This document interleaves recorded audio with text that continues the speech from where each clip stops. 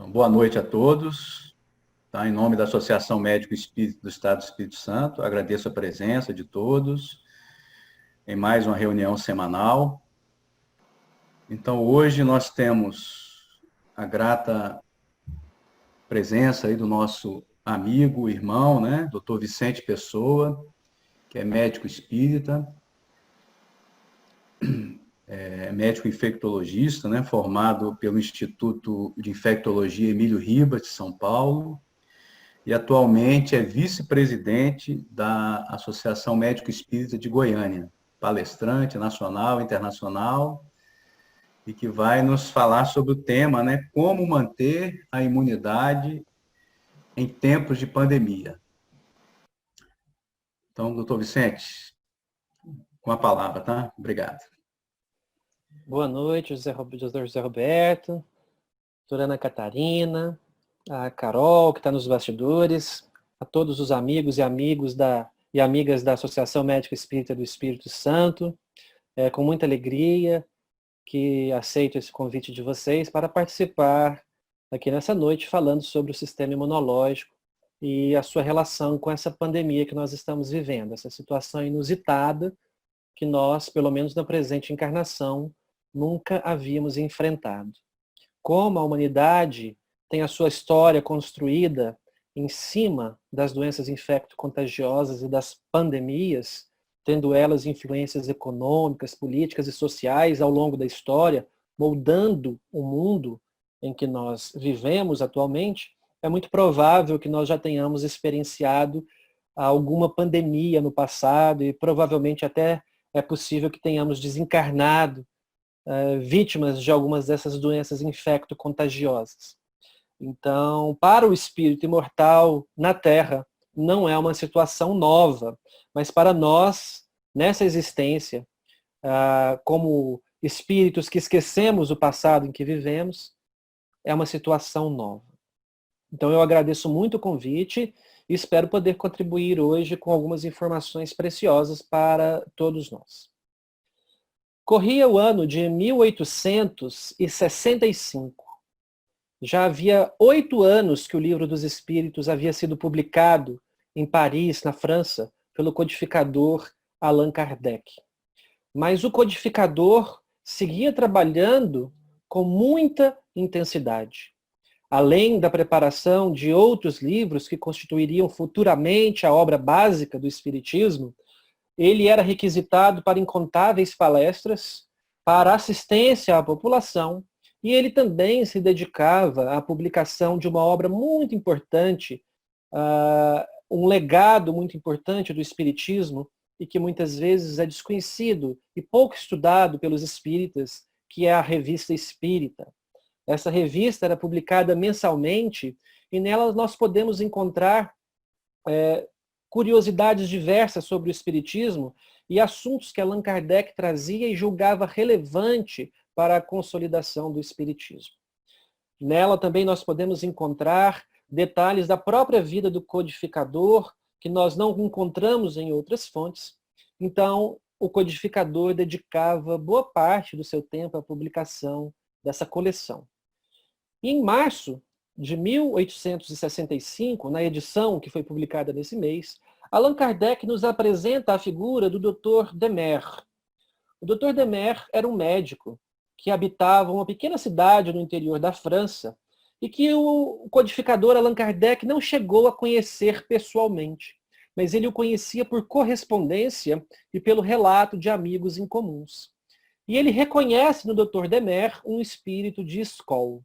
Allan Kardec recebe a notícia no dia 30 de janeiro de 1865 que o Dr. Demer havia desencarnado.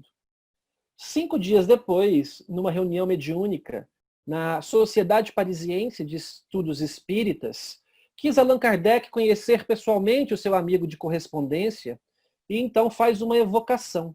E lá aparece o Dr. Demer apenas 5 dias após a sua desencarnação, comunicando-se com o codificador. Isso só foi possível pelo alto grau de desenvolvimento moral do Dr. Demer, por ser uma alma renovada na conduta espírita. Já conhecia as obras de Allan Kardec, mas assim como o Dr. Bezerra de Menezes, ele já vivenciava a experiência espírita muito antes de conhecer o próprio espiritismo. Então, por isso, com 5 dias de desencarne, ele tinha condições de comparecer à reunião mediúnica junto com o codificador. E lá ele se coloca como representante do próprio Espírito da Verdade e comunica a Allan Kardec que a partir daquele momento ele assumiria pessoalmente o cuidado da saúde do codificador, sob orientação e supervisão do próprio Espírito da Verdade. Em novembro do mesmo ano, em 1865, Allan Kardec publicará na mesma Revista Espírita um artigo muito interessante intitulado O Espiritismo e a Cólera. É sabido que no século XIX, em meados do século XIX, a cólera foi uma doença epidêmica na Europa que ceifou milhares e milhões de vidas ao mesmo tempo. Inclusive os próprios pais do astrônomo espírita francês Camille Flammarion foram acometidos pela doença, perderam as suas economias, os seus negócios, e foi justamente pela cólera um dos motivos que os fizeram mudar para Paris em 1853, levando junto Camille Flammarion, e aí então nós conhecemos a história dele com Allan Kardec, se tornaram amigos, e ele participa e ajuda o codificador na elaboração de vários textos espíritas. Então essa pandemia de cólera era uma coisa muito importante no século XIX. E Allan Kardec vai escrever esse artigo, O Espiritismo e a Cólera, em novembro, porque algumas pessoas da época, alguns religiosos de outras crenças religiosas, começaram a comparar o espiritismo com a cólera, dizendo que o espiritismo era uma verdadeira praga infecto-contagiosa que infectava a mente e o coração das pessoas e estava se alastrando por toda a Europa, causando diversas dificuldades econômicas, sociais. Tudo era culpa do espiritismo. Assim como na Roma Antiga, tudo era culpa dos cristãos, na Europa do século XIX, tudo era culpa do espiritismo. Allan Kardec recebe uma carta de um espírita da cidade de Constantinopla, dizendo que ali haviam morrido mais de 70 mil pessoas vitimadas pela cólera, mas que os espíritas haviam sido poupados da epidemia de cólera, justamente por serem espíritas. O codificador, ao ler essa carta, discorda veementemente deste companheiro de Constantinopla e afirma que o conhecimento espírita, que o fato de o indivíduo seguir a doutrina espírita não o isentava de ser infectado pela cólera, porque afinal os espíritas também tinham um corpo físico suscetível às ações do vibrião colérico, da bactéria causadora da cólera. E por isso o conhecimento do espiritismo não tinha nenhuma influência na aquisição ou não da cólera. Por outro lado, o codificador vai dizer que o conhecimento espírita, quando a pessoa realmente vivia a mensagem espírita, como o próprio Allan Kardec nos traz no capítulo do Evangelho segundo o Espiritismo, Sede Perfeitos, reconhece-se o verdadeiro espírita pela sua transformação moral e pelos seus esforços em reduzir as suas más inclinações. Quando a pessoa realmente vive essa mensagem no dia a dia, quando ela realmente é cristã, ela encontra no Espiritismo uma força moral que permite com que ela enfrente esses períodos de pandemia de maneira diferente das demais pessoas. Aí sim, existia uma força moral, um impulso moral que fazia com que as pessoas encontrassem no Espiritismo o equilíbrio entre as sensações de medo, de angústia e de incerteza e a busca pela melhora de si mesmo, pela saúde integral. O medo patológico das pandemias, das doenças infecto-contagiosas, desarmonizava o binômio espírito-corpo, porque causava sentimentos de incerteza, de angústia, de medo, que alteravam toda a fisiologia orgânica.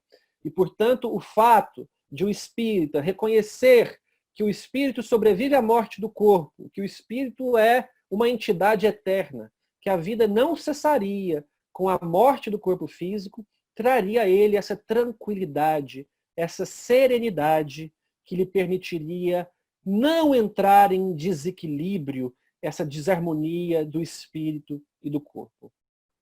Allan Kardec vai ressaltar nessa ocasião, em relação à epidemia de cólera, que era muito importante que as pessoas seguissem as orientações das autoridades sanitárias da época. Veja que isso tem uma semelhança muito grande com o momento em que nós estamos vivendo hoje. Seguir as recomendações das entidades sanitárias, das pessoas especialistas, das pessoas estudiosas do assunto, para que nós minimizemos os riscos. O espírita, naquela época, deveria tentar prolongar ao máximo a sua vida, não por apego à matéria e ao corpo, mas sim para prolongar o seu tempo na Terra, permitindo que ele passasse por mais exercícios que o levassem ao progresso moral e ao progresso espiritual. Sem dúvida nenhuma, Allan Kardec recomendava a oração como um dos caminhos para a conquista dessa serenidade e desse equilíbrio orgânico e espiritual. O espírita deveria modificar os seus hábitos, diminuir o consumo de bebidas alcoólicas, praticar uma alimentação saudável e a prática dos exercícios físicos para que o seu organismo estivesse melhor preparado para enfrentar a pandemia de cólera. Isso em 1865, dizia o codificador, muito parecido com o momento em que nós estamos vivendo atualmente. Mas da metade desse texto para frente, em novembro, Allan Kardec coloca, então, um texto psicografado pelo velho amigo Dr. Demer, que apareceu em março, dizendo que protegeria e cuidaria da saúde do codificador. E em novembro ele então traz esse texto sobre a epidemia de cólera, onde ele traçará algumas recomendações para a comunidade espírita enfrentar com mais segurança e com mais saúde aquele momento difícil que a Europa passava no século XIX. O Dr. Demer começa dizendo que era fundamental que se fossem respeitadas as precauções de higiene. Qualquer semelhança com o nosso momento é mera coincidência. A higiene das mãos, naquele momento, já era fundamental para se evitar o contágio com o vibrião colérico. O Dr. Demer reforça ainda os hábitos alimentares. Os espíritas poderiam se alimentar de qualquer coisa, mas não deveriam exagerar. Os excessos deveriam ser evitados, principalmente da alimentação gordurosa e também do excesso de álcool. Não negligenciar os primeiros sintomas era uma recomendação do Dr. Demer. Assim como hoje, na nossa pandemia de coronavírus, é muito importante que se busque auxílio médico o quanto antes para que as medidas adequadas sejam tomadas precocemente.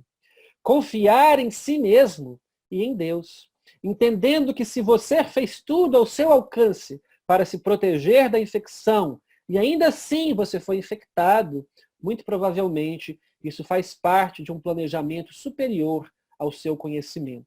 Por outro lado, caso você seja negligente consigo mesmo, você corre o risco de perder a sua vida, a sua existência, e ser ainda considerado como um suicida indireto no plano espiritual, como nós conhecemos um exemplo claro e didático do próprio médico André Luiz, que foi considerado um suicida indireto pelas suas atitudes equivocadas e desequilibradas ao longo da sua última encarnação.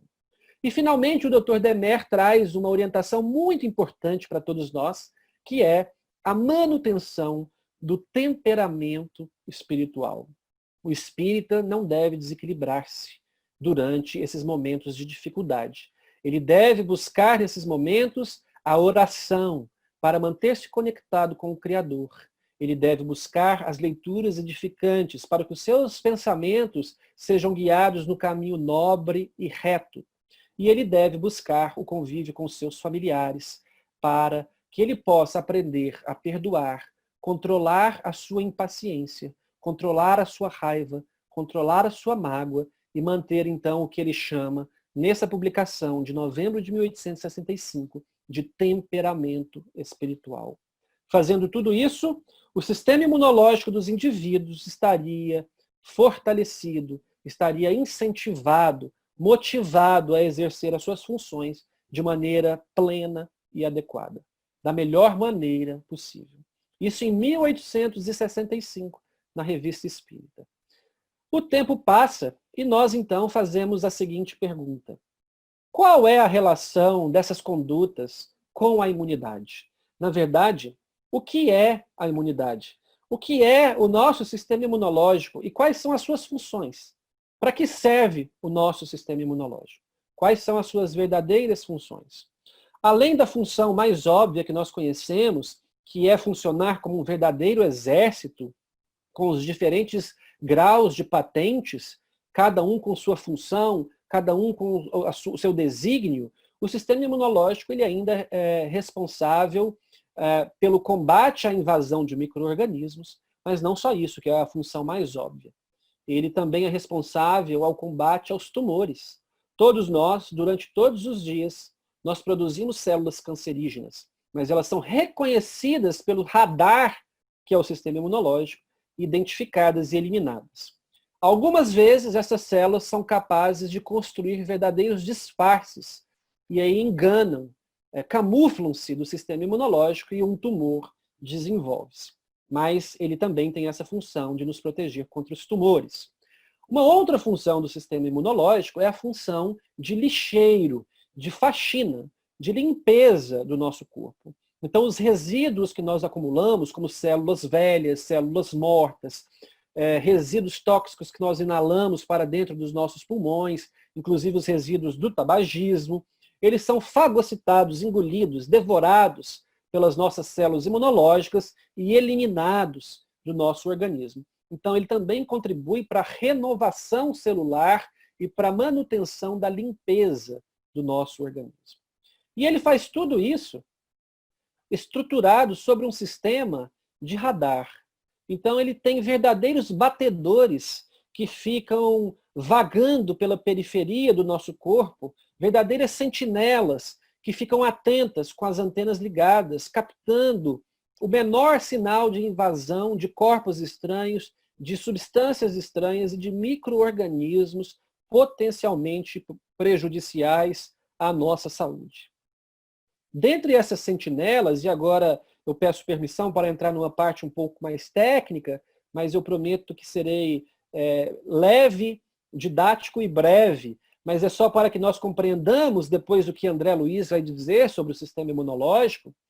Dentre essas sentinelas principais que ficam fazendo essa ronda na periferia, nós encontramos essas duas células, a célula dendrítica e os macrófagos, que aparentemente parecem ser a mesma célula por exercerem funções parecidas, mas não são as mesmas células.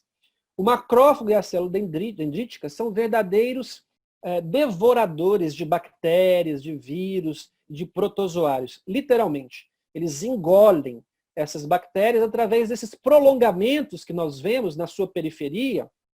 Eles emitem esses prolongamentos como um braço e recolhem ali a bactéria para dentro da sua própria membrana e ali eles digerem essas bactérias e esses vírus. E então eles são a linha de frente da nossa defesa. Eles são os primeiros soldados que chegam no campo de batalha quando o nosso organismo é invadido. Então essa imagem retrata muito bem isso.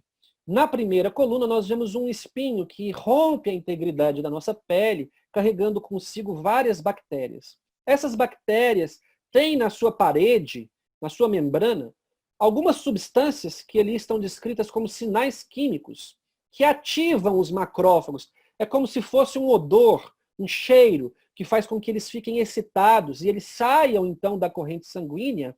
Aqui nós estamos mostrando o monócito, que nada mais é do que esse macrófago que está na corrente sanguínea, mas quando ele sai da corrente sanguínea e cai no tecido, ele aumenta de tamanho e passa a ser chamado de macrófago e começa a engolir e devorar toda e qualquer bactéria que ele ver pela frente. E ele é muito competente nisso. Se você é uma bactéria e entrou um organismo, a última coisa que você quer ver pela frente é o macrófago, porque ele vai te devorar, ele vai te engolir e ele vai te destruir. Ele é altamente eficaz, ele se transforma realmente num monstro em nosso benefício, na nossa defesa. Essa é a nossa linha de frente. E ela representa o nosso sistema imunológico inato, que recebe esse nome, imunidade inata, porque ela é inata a todos os seres vivos que nós conhecemos. Os próprios insetos têm macrófagos e células dendríticas na sua composição. Então é um sistema imunológico muito antigo na história da evolução do sistema imunológico. Ele é milhões e milhões de anos atrás, ele já existia essa função imunológica. Mas à medida em que o tempo foi passando, o sistema imunológico de alguns seres vivos deram um salto evolutivo, ganharam uma certa sofisticação, uma certa elegância, uma certa complexidade. E essa complexidade ela é representada pelo sistema imunológico adaptativo que nós estamos vendo aqui. Essa adaptação surgiu há mais ou menos 200 mil anos atrás. Então não é tão velha assim dentro da história da evolução do corpo humano em relação aos milhões de anos que a Terra já existe, aos bilhões de anos que a Terra já existe. E essa imunidade adaptativa, ela é representada principalmente pelos linfócitos, os linfócitos B e T. Obviamente que essa divisão, meus amigos, ela existe apenas para fins didáticos, porque o sistema imunológico ele é um só.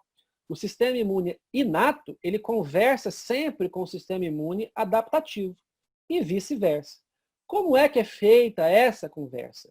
Então nós vemos aqui o macrófago que engoliu uma bactéria e ele então esmaga essa bactéria dentro de si, moe essa bactéria e pega um pedacinho dessa bactéria, dessa proteína, e ele coloca essa proteína na sua membrana, de maneira a expor essa proteína dessa bactéria para o linfócito. Então, quando o linfócito chega, olha aqui, o macrófago, uma célula dendrítica, expondo uma proteína para o linfócito. Está mostrando para ele, olha, linfócito, a proteína que nos invadiu é essa. Agora você tem que fazer a sua parte. Qual é a parte que o linfócito faz? Nós vemos aqui, olha. Ele constrói anticorpos específicos para aquela proteína. Então, esses anticorpos vão se ligar na bactéria que tem aquela proteína. E aí essas bactérias vão ser explodidas. Ou então elas vão ser marcadas para morrer.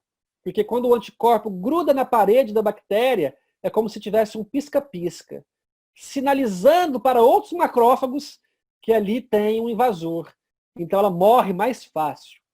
Então, essa conversa é fundamental. Quem faz isso são os linfócitos B. Mas as células dendríticas e os macrófagos podem apresentar essas proteínas também para os linfócitos T. E aí os linfócitos T também se transformam em verdadeiros monstros assassinos de bactérias. Eles passam também, junto com os macrófagos, a agredir as bactérias.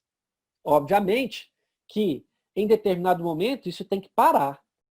Essa resposta imune que iniciou tem que ter um freio. E esse freio também é dado entre essa conversa entre o sistema imunológico inato e o sistema imunológico adaptativo. Senão essa reação que nós produzimos, ela duraria para sempre e poderia prejudicar os nossos próprios órgãos. Então tem que ter um freio. O freio imunológico existe. E quando ele falha, nós temos problemas de saúde seríssimos. Então, o sistema imunológico ele deve ser ativado corretamente, mas ele também deve ser freado corretamente. Se vocês entenderam até aqui, eu fico muito satisfeito, porque esse slide anterior com esse atual são os dois slides mais difíceis dessa exposição. Então, se todos nós caminhamos juntos até aqui com tranquilidade, nós podemos ir adiante. Então, aqui nós temos de novo o macrófago, a célula dendrítica, conversando com o linfócito T. E aqui nós vamos ver que, dependendo das substâncias que atuam nessa combinação, das substâncias químicas, aqui nós temos, olha, interferon gama, IL-12, TGF-beta, IL-6, IL-4, IL-5. Dependendo das substâncias que atuam sobre esse linfócito T, que eu mostrei aqui, que ele vai se transformar num verdadeiro devorador, ele vai seguir caminhos diferentes. Então, ele pode se transformar num linfócito T do tipo H1, do tipo H17, do tipo H2 e do tipo R, do tipo regulador, que é o que vai frear o sistema imune. Agora, por exemplo, se uma determinada doença exige que eu responda fazendo linfócitos do tipo TH1 e eu faço linfócitos do tipo TH2, quer dizer, eu respondo de maneira inadequada, eu estou em maus lençóis, porque isso vai permitir com que a doença se espalhe e eu tenho as formas graves da doença. Por exemplo, a forma TH2, ela está relacionada com as alergias. Então, quem responde TH2, ele tem mais chance de ter fenômenos alérgicos, o que é uma resposta inadequada para combater bactérias e vírus e fungos. Agora, por outro lado, se eu tenho uma alergia, um alérgeno, e eu respondo TH1, a minha alergia também ficará sem controle. E isso vai fazer com que eu entre em sérios riscos de problemas de saúde. E por aí vai. Então é preciso que essa resposta seja regulada de maneira muito sensível, muito equilibrada, muito correta, cheia de detalhes, que eles não falhem, para que a resposta imune seja adequada. Isso tudo está acontecendo todos os dias, todos os momentos, dentro do nosso sangue e nos nossos tecidos. E isso não passa pelo nível consciente. E André Luiz nos explicará por que isso acontece. São verdadeiros soldados, verdadeiros princípios inteligentes em treinamento. É o que André Luiz vai dizer lá em Evolução em Dois Mundos. Estão sob controle da consciência, do princípio inteligente que é você. Controlando esses princípios inteligentes em treinamento de maneira inconsciente. Mas nós voltaremos a essa parte mais na frente, na nossa exposição.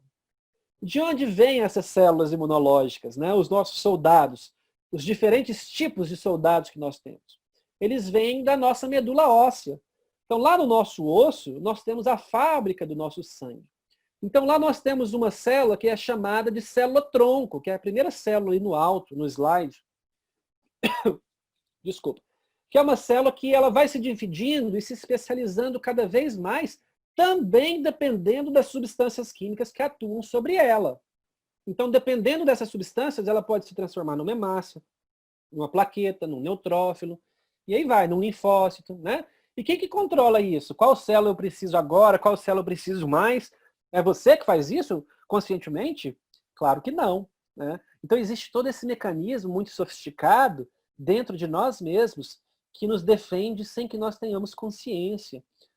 Nunca acabará a produção de células imunológicas, porque quando essa célula se divide, ela se divide também nela mesma. Ela faz uma célula que vai seguir a divisão, o progresso, a especialização, mas ela se divide nela mesma também. Então isso é uma célula-tronco autorrenovável. Então os nossos estoques não se acabam, por isso que nós produzimos sangue até o resto da vida. Inclusive as células de defesa que fazem parte do nosso sangue.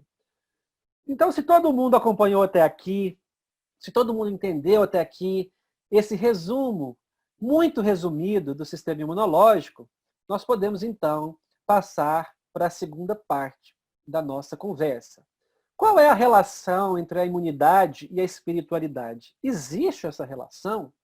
E para responder essa pergunta, nós vamos recordar que a relação entre a espiritualidade e a prática médica sempre existiu.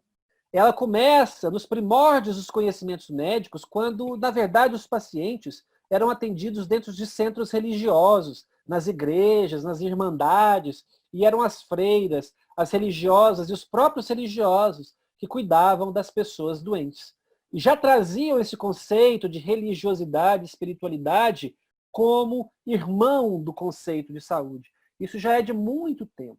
Dentro das faculdades de medicina, nós conhecemos os trabalhos de William Osler, que foi um grande médico canadense, um grande semiologista, que examinava os pacientes com cuidado, com detalhe, e inclusive descreve alguns sinais, o sinal de Osler, por exemplo, os nódulos de Osler, presentes na endocardite infecciosa, era um grande semiotécnico. Ele já escreveu esse artigo em 1910, A Fé que Cura, que naquela época já foi algo revolucionário, alguém dentro da academia médica dizer que a fé poderia curar, que a fé poderia realizar alterações fisiológicas, hormonais, imunológicas no organismo de alguém. Mas ele já trazia esses conceitos nessa publicação de 1810. Existem incontáveis artigos hoje em dia na literatura médica associando a religiosidade com com a saúde, a espiritualidade com benefícios para a saúde, em qualquer área do conhecimento médico. Nós temos trabalhos mostrando essa relação nas doenças cardiovasculares, nos cuidados paliativos, nas doenças psiquiátricas, na insuficiência renal, na hemodiálise, nas doenças infecto-contagiosas, no diabetes, inclusive em doenças ortopédicas. Recuperação de cirurgia de menisco vai melhor em pacientes que têm espiritualidade do que em pacientes que não têm espiritualidade. E existem algumas explicações para isso, né? Existem algumas explicações que nós vamos ver. Existem revistas especializadas em publicar assuntos relacionando religiosidade e espiritualidade com a saúde.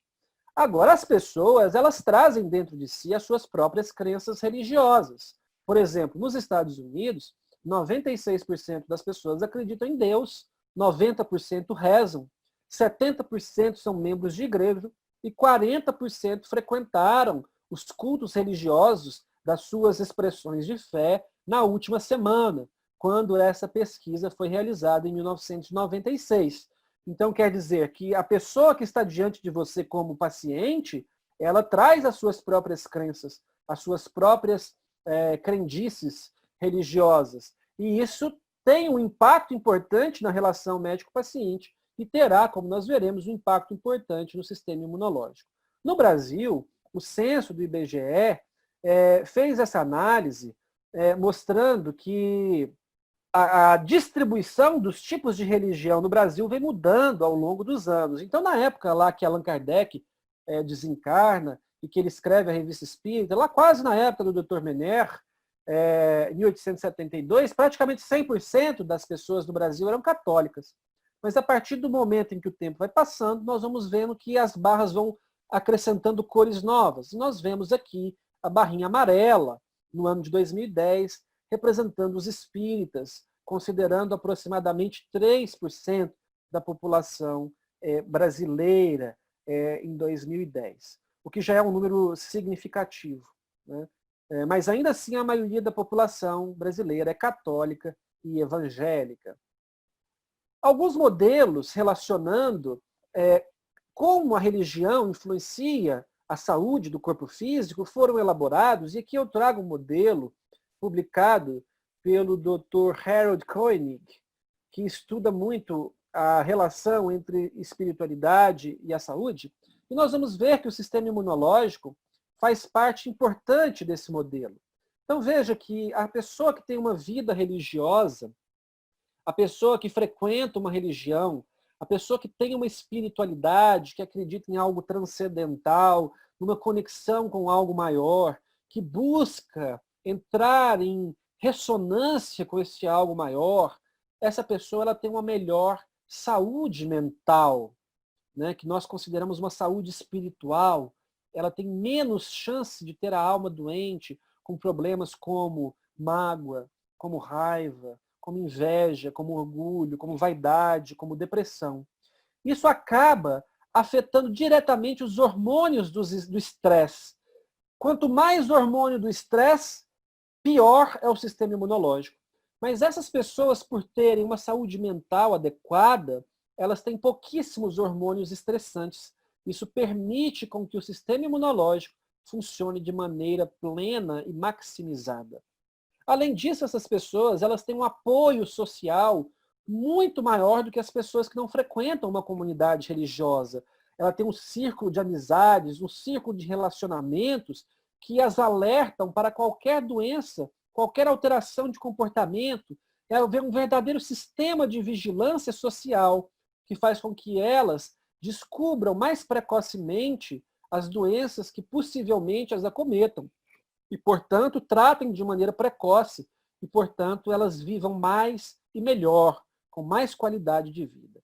Além disso, as pessoas religiosas e espiritualizadas tendem a ter comportamentos de risco menores. São pessoas que evitam o tabagismo, que evitam o alcoolismo, são pessoas que buscam a atividade física, que buscam uma alimentação saudável e, portanto, elas acabam vivendo mais e com mais qualidade. Além disso, isso tudo também afeta o nosso sistema nervoso autônomo. E nós temos uma menor quantidade de hormônios, de neurotransmissores, tipo adrenalina, noradrenalina, que são hormônios do estresse, circulando no nosso sangue. Isso faz com que o sistema imunológico seja potencializado, esteja apto e pronto a agir com as suas máximas funções sempre. Então, esse modelo traz até nós a ideia de como que a religião e a religiosidade afeta a nossa saúde de maneira geral, mas também afeta especificamente o nosso sistema imunológico. A verdade é que existe algumas vias de duplo caminho relacionando o sistema nervoso central, que é utilizado pelo espírito como instrumento principal para relacionamento com o corpo, o sistema endócrino e o sistema imune. Todas essas três pontos do triângulo atuam um sobre o outro de maneira recíproca.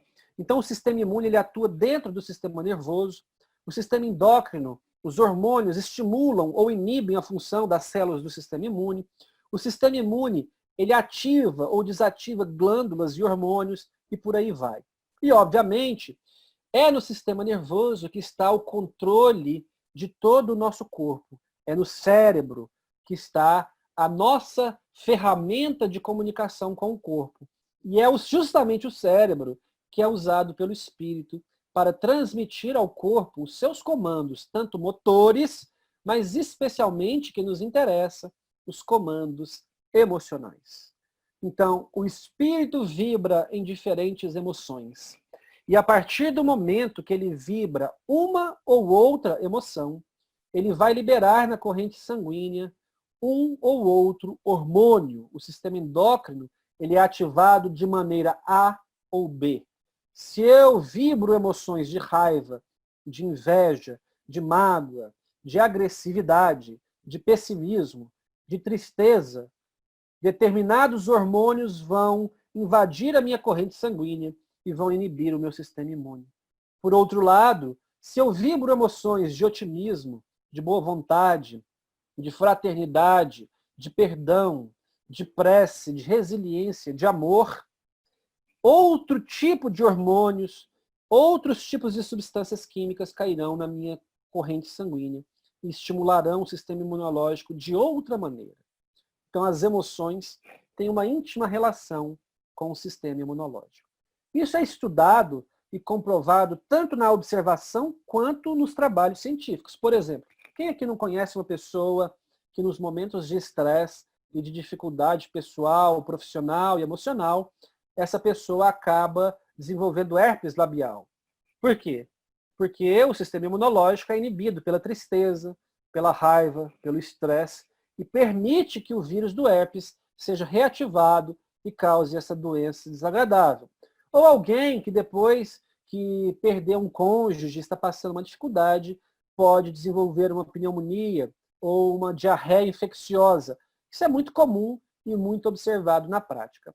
Mas em inúmeros trabalhos científicos mostrando isso. Por exemplo, nesse trabalho, nós observamos 80 cônjuges.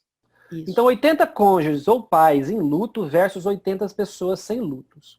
Esse estudo foi feito 2 semanas a 6 meses após a perda do parente. Alguns estavam em luto, outros não. 80 em luto, 80 não. E aí foi dosado no sangue dessas pessoas quais as substâncias químicas mais presentes. E constatou-se nesse estudo que as pessoas que estavam em luto tinham um estado pró-inflamatório dentro da corrente sanguínea. O sistema imunológico estava ativado de maneira excessiva e inadequada, destruindo as artérias daquelas pessoas, inflamando as artérias e ativando a cascata de coagulação. Então, essas pessoas enlutadas, elas tinham maior tendência a fenômenos trombóticos e a embolias, porque o sistema imunológico estava ativado de maneira equivocada, mostrando que a tristeza e o luto, tanto agudo quanto crônico, têm uma capacidade de ativar de maneira inadequada o nosso sistema imunológico. Neste outro estudo, 260 pessoas que perderam parentes próximos nos últimos 5 a 63 meses versus um número similar de pessoas que não perderam parentes próximos, também nesse mesmo período de tempo, foram estudados. Essas pessoas tinham de 34 a 84 anos, e o que se mostrou nesse estudo é que as pessoas que perderam parentes próximos e, portanto, viviam momentos de tristeza e de luto, elas tinham níveis mais altos de interleucina 6 na corrente sanguínea. E nós vimos lá atrás, nos slides anteriores, que a interleucina 6, ela tem influência direta na maneira como os nossos linfócitos podem ser distribuídos. Olha aqui, por exemplo, a interleucina 6 atuando aqui à direita no linfócito TH2. Então, esse tipo de emoção triste, esse tipo de emoção do tipo luto, ela pode aumentar os níveis de interleucina 6. E se você não estiver precisando de interleucina 6 naquele momento, se for a resposta incorreta, você correrá o risco de adoecer por infecções. Nesse outro trabalho, estudou-se crianças que foram abusadas e maltratadas na infância. E o sangue dessas crianças foram coletados. E mostrou-se também um aumento dos linfócitos citotóxicos e helpers, daqueles linfócitos do tipo C, que eu mostrei lá atrás, mostrando que elas tinham uma imunidade do tipo celular, as células imunológicas, superativadas de maneira crônica, provocando inflamação crônica e destruindo artérias, destruindo o rim, destruindo a retina, propiciando fenômenos trombóticos e colocando-as sob o risco de doenças autoimunes e de doenças infecto-contagiosas. A relação entre as emoções e o sistema imunológico, ela é muito conhecida. Essa imagem, ela mostra exatamente isso. Nós sabemos que o estresse produz na nossa corrente sanguínea corticoides, que aqui está escrito como esteroides, cortisol. E esse cortisol é um dos maiores inibidores do sistema imune. Então nós vemos um tracinho ligando a palavra cortisol ao sistema imune, não é uma setinha, mas é uma barrinha no fim do tracinho, que diz inibição. O sistema imune inibido, ele estimula a produção de interleucina 6, olha aqui, por exemplo. E isso aí vai perpetuar o ciclo. Então, o estresse, como nós vemos aqui na palavrinha vermelha, no retângulo vermelho, desencadeia a produção de corticoide que inibe o sistema imune. Então, essa relação ela é muito conhecida na faculdade de medicina, né? E é uma relação até muito simples, que nós já trazemos conosco na nossa formação desde muitos anos na faculdade, né?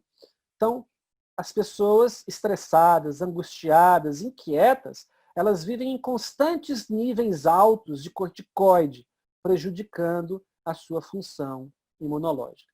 Esse outro trabalho, também publicado pelo Harold Koenig, ele é muito interessante porque ele dosou os níveis de interleucina 6 nas pessoas que frequentavam as suas atividades religiosas. E olha que interessante. As pessoas na primeira barra, na barra mais alta, que nunca frequentavam a sua religião ou nenhuma atividade religiosa, elas tinham níveis de interleucina 6 muito mais altos do que as pessoas que frequentavam 1, 2 vezes por ano ou 1, 2 vezes por mês. E essas, por sua vez, tinham níveis muito mais altos de interleucina do que as pessoas que frequentam regularmente a sua religião, a sua religiosidade, mostrando que a espiritualidade, a busca de algo transcendente, a busca da renovação moral, ela tem uma importância muito grande na regulação do nosso sistema imunológico. Esse outro trabalho, ele também é muito interessante, porque ele vai tentar nos trazer os fatores protetores, aqueles que nos protegem da meningite meningocócica, por exemplo. Quais são os fatores que me protegem dela e quais são os fatores de risco para adquiri-la? Obviamente que se você é vacinado contra a meningite meningocócica, está aqui na primeira linha, apontando na setinha, o seu risco de adquirir essa doença, ele cai mais de 90%. Se você é vacinado, porque a vacina é algo que funciona. Mas olha, juntamente com a vacina, nós vamos ver aqui, causando o mesmo impacto no risco de adquirir meningite, as pessoas que atendem cerimônias religiosas uma ou mais vezes na semana. Então, olha só o impacto que isso dá. Parece que a religiosidade, a espiritualidade, ela tem o mesmo impacto em relação à doença meningocócica do que a própria vacina da doença. Olha a força disso, dessa evidência, né? É claro que na discussão os autores vão dizer quais seriam as possíveis explicações para isso. Hábitos de vida saudáveis, porque essas pessoas religiosas têm isso, mas também tem a relação com o equilíbrio das emoções, com a saúde mental, que transmitem informações elegantes, estimuladoras para o nosso sistema imunológico. Então, são estudos que trazem níveis de evidência muito bons em relação ao equilíbrio emocional e o sistema imunológico. O último estudo é a resposta imunológica dos pacientes portadores de HIV quando começam a tomar o coquetel. Nós vamos ver que esses pacientes que têm religiosidade, espiritualidade, respondem muito melhor ao coquetel do que os pacientes que não têm espiritualidade e religiosidade. E, obviamente, nós sabemos que o coquetel ele atua diretamente no sistema imunológico, estimulando a reprodução dos linfócitos T, que é a célula que o HIV mata. Então, o HIV mata os seus linfócitos T, então os seus linfócitos T diminuem na sua corrente sanguínea e você fica exposto às infecções. Quando você toma o coquetel, os linfócitos T não morrem mais e se reproduzem. Então, a imunidade é reconstruída, reconstituída.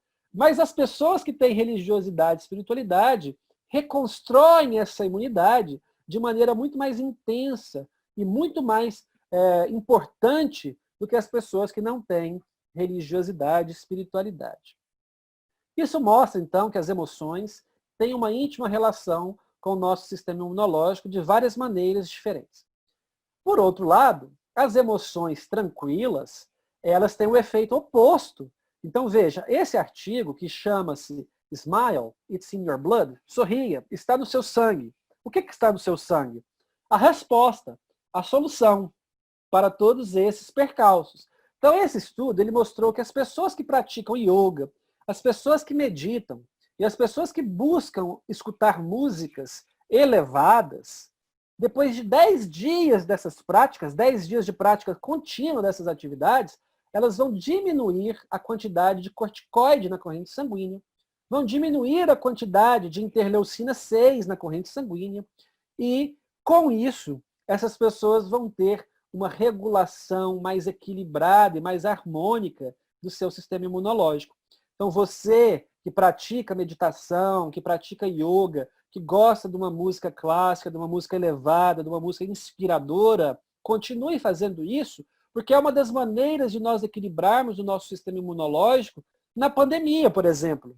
Buscar essas atividades mentais, a prece, a oração, a boa leitura, os bons sentimentos, os alongamentos, a atividade física, enfim, o yoga, a meditação, tudo isso vai equilibrar essas substâncias químicas no organismo e vai preparar o seu sistema imunológico para uma melhor resposta à bactéria ou vírus que esteja causando a pandemia que você está vivendo.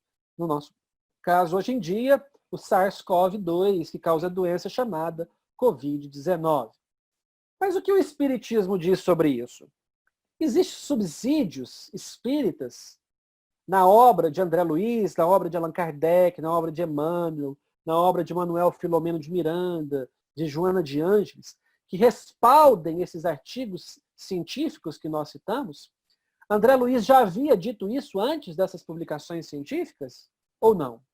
Nós vamos encontrar em Evolução em Dois Mundos, no capítulo 5, uma frase que passa quase despercebida, mas que André Luiz vai dizer que as células são animáculos infinitesimais que se revelam domesticados. Ora, nós acabamos de ver que boa parte do nosso sistema imunológico é constituído por células. E se elas são animais que se revelam domesticados, significa que elas são domesticadas por quem? Pelo princípio inteligente que é você, pelo espírito que é você, que domestica esses pequenos princípios inteligentes que são as suas próprias células e as obrigam a servi-lo de acordo com a sua ordem, com o seu comando, com a sua emoção. Aquilo que é domesticado é aquilo que vive em relação harmônica, prazerosa. Assim como, por exemplo, os nossos animais de estimação, que são domesticados, diferente de um leão, de uma hiena ou de um crocodilo, que é algo agressivo, ameaçador. Os nossos cães, os nossos gatos, eles são domesticados, eles recebem a nossa influência, a nossa educação. Então, André Luiz está nos dizendo que as nossas células imunológicas são passíveis de serem treinadas, educadas e viverem de maneira harmônica conosco. Olha que grandeza numa frase tão pequena que André Luiz nos traz. Ele continua dizendo que as células, quando ajustadas ao ambiente orgânico, demonstram o comportamento do operário mobilizado em serviço. É um operário em serviço, sob as ordens da inteligência, sob as ordens do espírito, comunicando-se uma com as outras sobre o influxo espiritual que lhes mantém a coesão. Então, o influxo do pensamento, o influxo emocional que o espírito descarrega no conjunto de células, faz com que elas se comuniquem umas com as outras de uma maneira ou de outra. Essa maneira pode trazer coesão, sincronia, ou pode trazer separação, desorganização, desordem. E, obviamente, um sistema coeso, um sistema sólido, ele responde muito melhor do que um sistema desorganizado, bagunçado e não coeso. Então, o que André Luiz está dizendo é que esses operários domesticados por nós mesmos responderão aos nossos próprios comandos. Ele continua, e ele vai dizer em outro livro, Mecanismos da Mediunidade. O pensamento é a força que, devidamente orientada, no sentido de garantir o nível das entidades celulares no reino fisiológico, olha só, lhes facilita a migração ou lhes acelera a mobilidade para certos efeitos de preservação ou defensiva. Quer dizer, os macrófagos e os linfócitos, eles passam a se movimentar mais rapidamente dentro do corpo e com maior eficácia. E ele está falando que quem faz isso é o pensamento. Olha o que o André Luiz está dizendo, né? Para que eles possam ser mais efetivos na preservação e na defensiva, seja na improvisação de elementos combativos e imunológicos, ou na impugnação aos processos patogênicos, por exemplo, o câncer, impugnando a geração de células cancerígenas, com a intervenção da consciência profunda.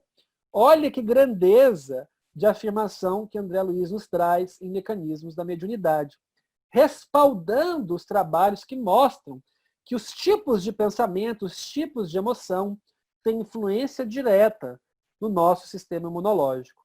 Deduz-se com facilidade que, se é possível a hipnotização da mente humana com vistas a certos fins, com mais propriedade operar-se-á a magnetização das entidades corpulares para efeitos determinados nos ajustamentos das células. Ele está dizendo que, através do pensamento, nós podemos magnetizar, hipnotizar, dominar as nossas células imunológicas para que elas possam responder aos comandos que nós desejamos. No livro Ação e Reação, André Luiz vai trazer um outro conceito muito importante que eu gostaria de trazer para a nossa discussão, que é esse daqui. A alma ressurge no equipamento físico, transportando consigo as próprias falhas a se lhe revestirem na veste carnal, como zonas favoráveis à eclosão de determinadas moléstias, oferecendo campo propício ao desenvolvimento de vírus, bacilos e bactérias inúmeros. Então, olha só o que ele está dizendo, que muitas vezes nós também estamos submetidos às leis de causa e efeito, que os nossos erros do passado, causando diversas lesões perispirituais, podem fazer com que nessa existência algumas partes do nosso corpo físico sejam fragilizadas, venham com certas soluções de continuidade, rachaduras, afastamento entre o equilíbrio perispiritual e o equilíbrio orgânico, onde o assalto microbiano seja favorecido, onde as células imunológicas sofram uma menor influência do pensamento e trabalhem de forma desorganizada, sem coesão. Isso é possível. Então, muitas vezes, a pessoa ela carrega dentro de si um trabalho, um esforço de renovação, ela busca ser moralmente correta, ela faz caridade, ela faz preces, ela medita, ela é uma boa espírita, é um bom espírita, e ainda assim ela adoece. E aí ela vai dizer, obviamente, isso não adianta nada, o meu sistema imunológico não funcionou, não respondeu aos meus comandos. Mas muitas vezes nós nos esquecemos que também há um contrapeso, que é a lei de causa e efeito, é os nossos próprios erros do passado, e causando essa ruptura em determinados campos do nosso perispírito, fazem com que essa região seja propícia a invasões, de acordo com as provas e os débitos que nós estejamos submetidos perante a lei divina. Então não é tão simples assim. Não é tão simples assim. Basta pensar grande, pensar bem, que eu nunca mais adoecerei. Lembre o que Allan Kardec disse durante a epidemia de cólera. Os espíritas não são privilegiados. Eles têm um corpo físico suscetível a adoecimento. E esse corpo, essa vida, deve respeitar a lei de ação e reação. Então é muito importante que nós começamos esse processo de renovação agora, que nós não erremos agora, para que durante essa existência nós minimizemos esses pontos de ruptura e que para em existências futuras nós estejamos melhor preparados perispiritualmente, com menos lesões perispirituais, com mais força imunológica, com mais força mental. A boa notícia é que o próprio André Luiz, no mesmo livro, Ação e Reação, e no mesmo capítulo, traz a resposta, traz a solução. Mas também o homem carrega consigo as faculdades de criar no próprio cosmo orgânico todas as espécies de anticorpos, imunizando-se contra as exigências da carne. Faculdades essas que pode ampliar consideravelmente, olha só, as dicas para o nosso comportamento na pandemia. Pela oração, pelas disciplinas retificadoras a que se afeiçoe, pela resistência mental ou pelo serviço ao próximo, com que atrai preciosos recursos em seu favor. Então nós voltamos ao Dr. Demer e suas indicações para os espíritas em 1865 para viverem bem durante a epidemia de cólera. Precauções de higiene, hábitos alimentares saudáveis, não negligenciar os primeiros sintomas, confiança em si mesmo e em Deus, e, sobretudo, temperamento espiritual. Disciplinas retificadoras, oração, serviço ao próximo, diminuir a mágoa, diminuir o orgulho, diminuir a vaidade e criar resistência mental. Criar aquilo que Emmanuel vai chamar de abrigo mental, onde nada penetra, onde nenhuma rachadura comunica o meio exterior com o meio interior. É uma estratégia que eu mesmo utilizei, tentar criar um abrigo mental, onde a pressão por atuar na linha de frente dessa pandemia pudesse causar rachaduras.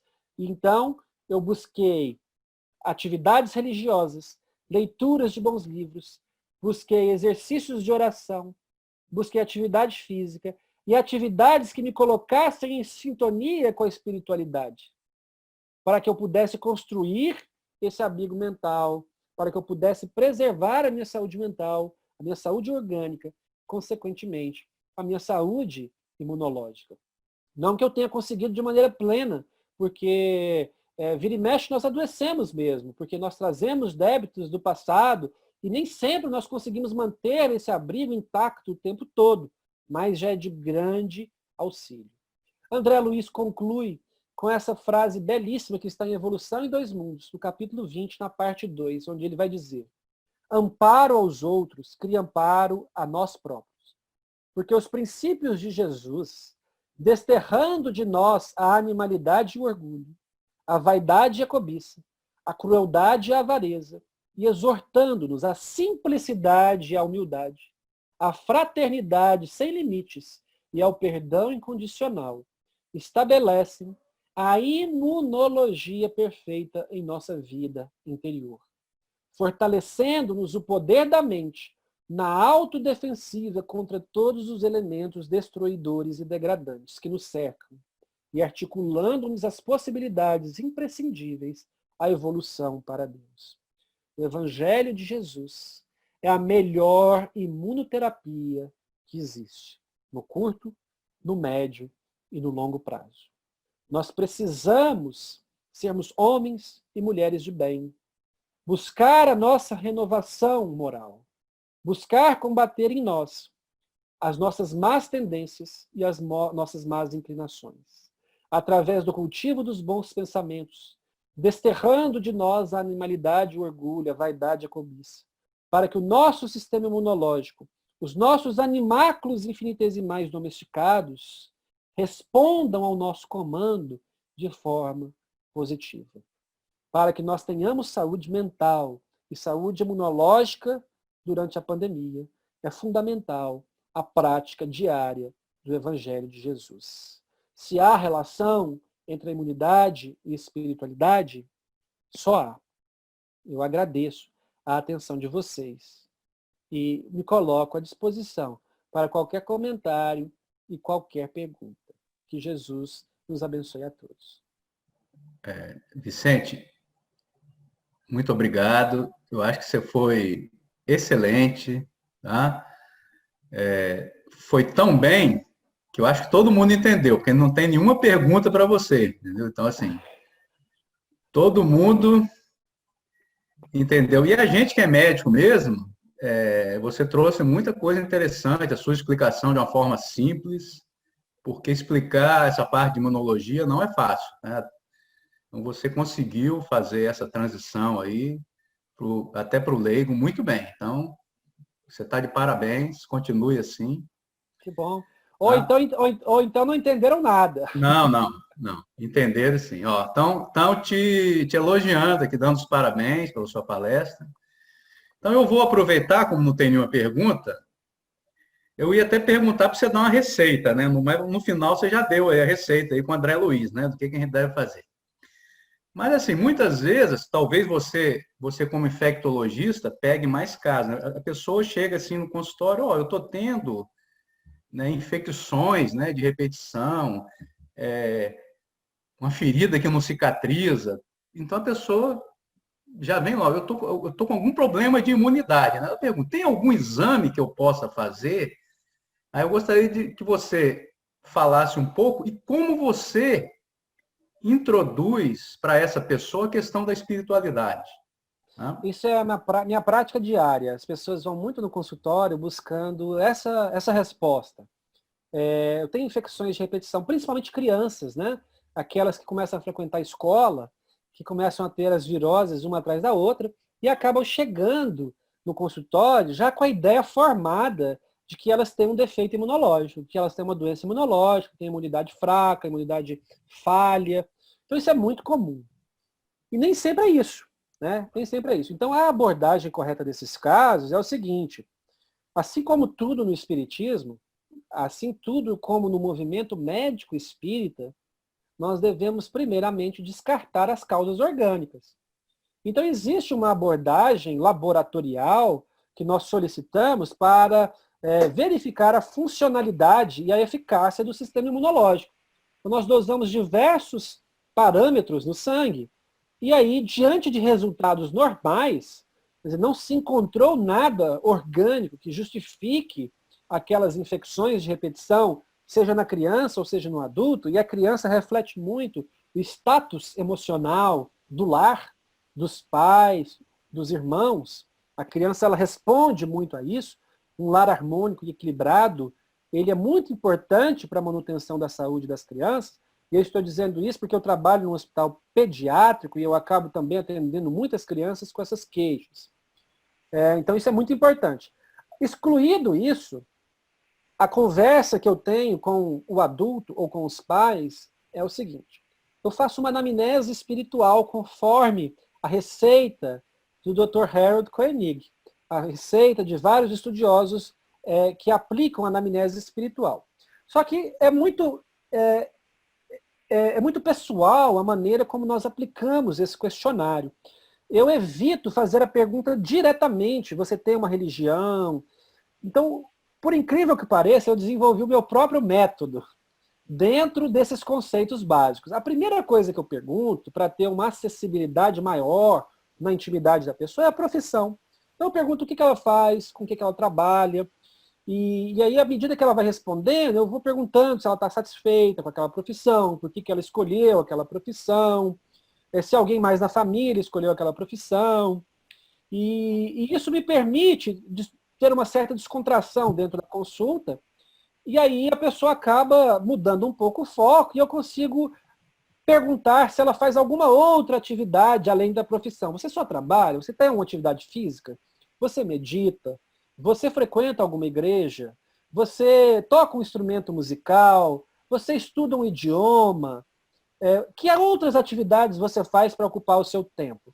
E aí, à medida que ela vai respondendo, eu vou colocando as perguntas pontuais e mais diretas. E religião? E igreja? Você vai? Qual? Você faz algum serviço voluntário, algum trabalho voluntário?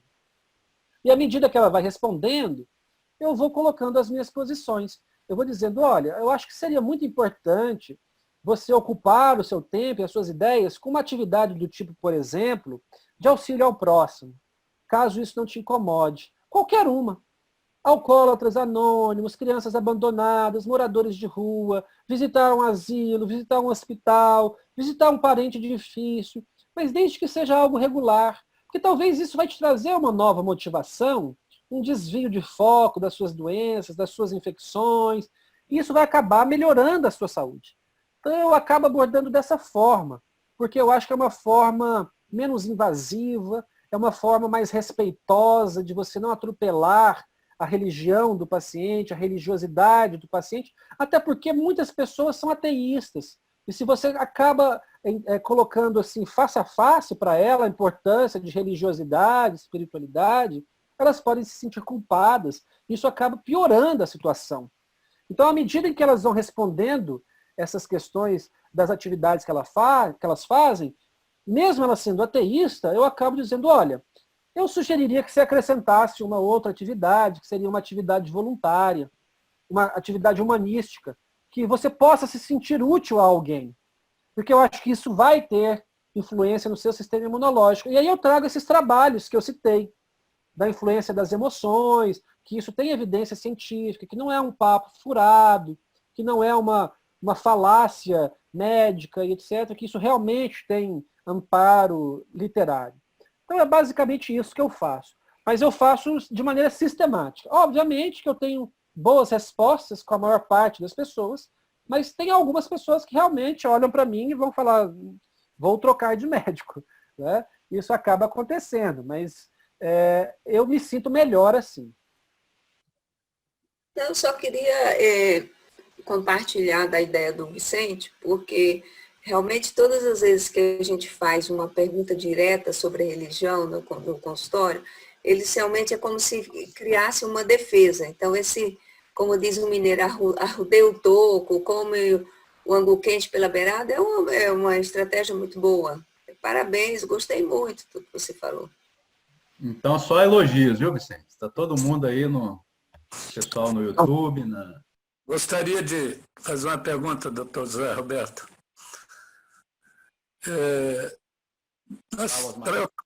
Eu trabalho na capelania e o trabalho voluntário, conforme você tem falado, alimenta e fortalece a nossa imunidade.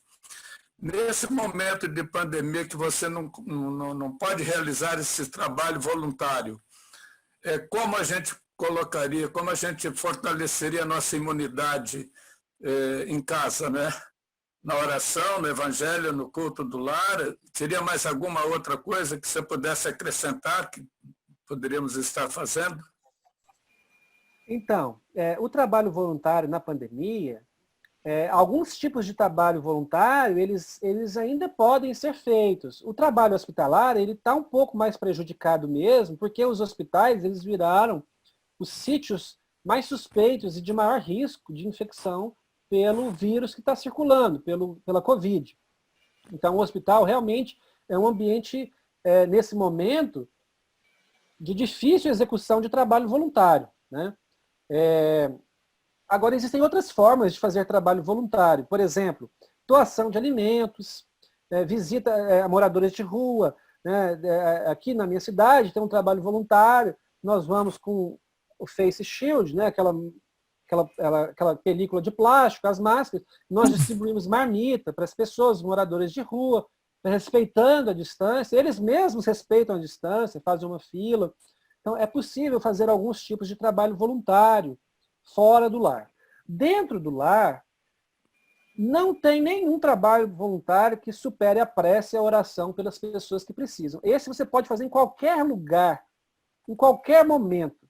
Então, o que eu recomendo é intensificação do culto do evangelho no lar, intensificação da prece, buscar fazer atividades novas que você não fazia antes. Por exemplo, aulas online de um idioma novo, aulas online de um instrumento musical, aulas online de ginástica, qualquer coisa que te motive, que te dê alegria, que te desafie, que ocupe a sua mente. Leituras edificantes, ler livros que te comunicam, que te colocam em conexão com Deus, com as boas ideias, com os pensamentos positivos, os pensamentos de saúde. Então, tudo isso é possível de ser feito nos momentos de pandemia. Manter a calma, manter a segurança, combater o medo através da informação correta. Eu recomendo fortemente evitar noticiários de televisão nessa época, porque são noticiários tendenciosos para um lado e para o outro. Para o leigo que não tem a capacidade de interpretar e de discernir, isso causa angústia. E eu estou falando isso não é me colocando numa posição superior, é porque eu vejo isso na minha própria família, com os meus familiares, meu pai, meus irmãos. Eles ligam desesperados com cada notícia que acontece na televisão e se desequilibram emocionalmente. Então, confiar as informações somente a pessoas que vocês realmente confiem, que têm a capacidade de interpretar aquelas notícias corretamente. São dicas valiosas e, obviamente, cada um também encontrará o seu caminho, encontrará a sua solução específica, na cidade que você mora, né, na vida que você leva, que talvez tenha tipos de atividades que vão te ajudar nisso. Mas essas atividades, evangelho-terapia, elas são fundamentais para a manutenção do sistema imunológico. Então, se você conseguir fazer um trabalho voluntário que não seja visitar o hospital e que esteja respeitando a proteção e a distância, eu incentivo. Agora, se isso não for possível, que você busque novos desafios, novas atividades e evangelho-terapia. Obrigado. Ana, você tem alguma coisa da jornada aí? Prontinho, esperando. Então tá bom. Bom, inicialmente eu gostaria de agradecer aí ao Dr. Vicente pela brilhante exposição, que nos trouxe muitas reflexões, e agradecer a presença de todos que nos assistiram na sala do Zoom, no YouTube, e convidar, porque nós ouvimos aí a fala do Dr. Vicente falando sobre o mundo em transformação, e convidar para que venham refletir aí no dia 17 e 18 sobre essas transformações através de várias óticas. Valorização da vida, as questões das interrupções da vida nos momentos iniciais e finais, temas inquietantes da atualidade, como o autismo, pelo número de diagnósticos que tem aumentado ultimamente, as questões das drogas que nos inquietam tanto, o consumismo. Então, são questões que permeiam a vida deste mundo em plena transição. Então, as inscrições continuam abertas, são limitadas à capacidade da sala. A sala ainda não está completa, esperamos que complete esta semana. Acessem o nosso site, façam as suas inscrições e vocês têm também uma oportunidade de fazer inscrições adquirindo 2 livros. E esses livros, eles são, de certa forma, bonificados, uma vez que se você for comprá-los e receber na sua própria casa, com o frete, ele vai sair bem mais caro do que você adquirindo através da inscrição da jornada. Um deles é o lançamento do Haroldo, depois o livro do Rossandro, do Roberto, sobre depressão da AME Minas, tem um outro que agora eu esqueci o nome. O do Rossandro, são 3 livros, são 3 livros bem interessantes e bem apropriados ao momento atual. Outra coisa é que, em virtude das dificuldades financeiras pelas quais as instituições passam na época da pandemia, então a renda dessa jornada, renda líquida, ela será revertida em favor do Avedalma, que é a instituição de abrigo aos idosos mantida pelo Movimento Espírita, a Federação Espírita e a Associação Espírita. Então, a gente conta com a presença de todos vocês, porque nós estamos com muitas saudades daquele abraço que a gente dava e recebia durante os nossos eventos da jornada, o Congresso da Federação. Nós vamos poder nos ver virtualmente. Isso já alenta um pouco a nossa saudade. Então, esperamos mesmo vê-los aí no dia 18, quando será o primeiro dia da nossa jornada. Muito boa noite, muito obrigada mais uma vez, e é uma alegria que estejamos por aqui. Lembrando, Ana, que na semana que vem nós daremos continuidade, né, com a segunda roda de debate sobre o aborto, né? E a primeira foi muito interessante e houve um pedido para que houvesse segunda rodada, né, baseado no que está acontecendo no Brasil hoje, né?